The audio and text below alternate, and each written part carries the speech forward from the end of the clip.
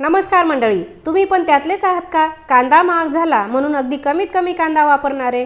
पण ही कांद्याची चटणी तुम्ही एकदा नक्की ट्राय करा, परत परत बनवून खाल. तर इथे तवा तापायला ठेवून तेल टाकून घेतलं, एक पळी जिरं मोहरी टाकून भरपूर असा कांदा बारीक कापून टाकून घेतलाय. चवीनुसार मीठ टाकून कांदा अगदी छान रंग चेंज होईपर्यंत परतून घेतलाय. त्यानंतर त्यामध्ये 4 ते 5 गावरान कढीपत्त्याची पानं बारीक कापून टाकून घेतली आहेत. व्यवस्थित परतून घ्यायचं.